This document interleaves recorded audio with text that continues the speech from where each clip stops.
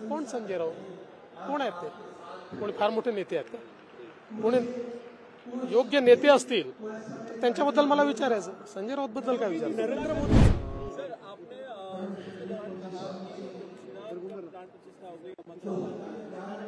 देखिए ऐसा है कि मथुरा हो, काशी हो, अयोध्या हो, ये हम सभी के लिए बहुत ही पवित्र इस प्रकार की जगह है।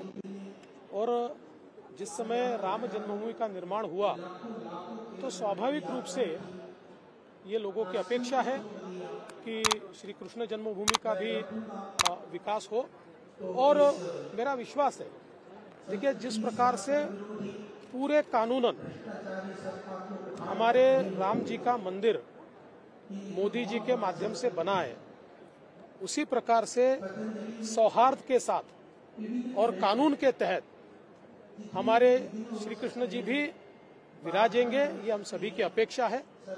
और आज हम देख रहे हैं जिस प्रकार से काशी विश्वनाथ में आज हम लोगों को नया कॉरिडोर तो बन गया, लेकिन उसके बाद पूजा की भी वहां पर अनुमति मिली है। तो एक बहुत अच्छा वातावरण देश के अंदर देखने को मिल रहा है। और मैं बहुत साफ शब्दों में कहता हूं कि सौहार्द के साथ और कानून के तहत ये सारी चीजें हो रही है। आज कैबिनेट अयोध्या में है, महाराष्ट्र की कैबिनेट भी बहुत जल्द जाएगी, आप चिंता मत करिए। पुण्याचे जे पोलीस आयुक्त आहेत त्यांनी मध्यंतरी गुंडांची परेड काढली होती. संजय राऊतने त्यावर टीका केलेली आहे की ज्या पद्धतीने वाघड्यांवर हल्ला करण्यात आला त्यांची पण परेड काढणार कशी ती, अशी टीका केली. कोण संजय राऊत कोण आहेत ते? कोणी फार मोठे नेते आहेत का?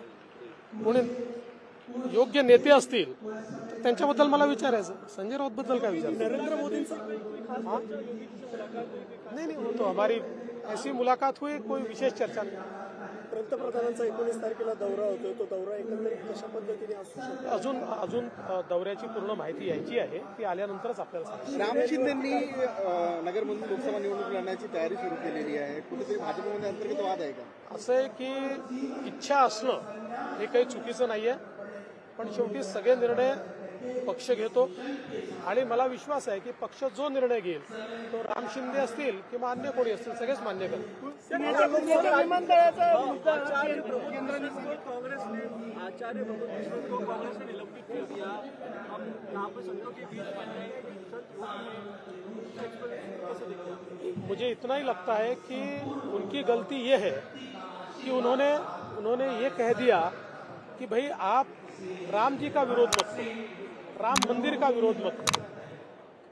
इतना कहना उनके लिए गलत हो गया और कांग्रेस ने उनको निकाल दिया, क्योंकि कांग्रेस की नीति और नीयत ऐसी रही है। ये वही पार्टी है जिसने सुप्रीम कोर्ट में हलफनामा देते समय राम जी के अस्तित्व पर ही प्रश्न चिन्ह लगाया था।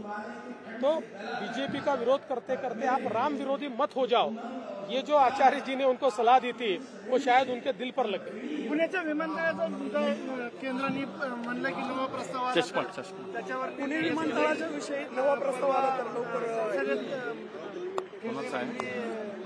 शिंदेंनी सांगितलं होतं. खरं आहे, प्रस्तावाची वाट पाहतोय आम्ही करणारच आहोत, आमची तयारी चालली आहे.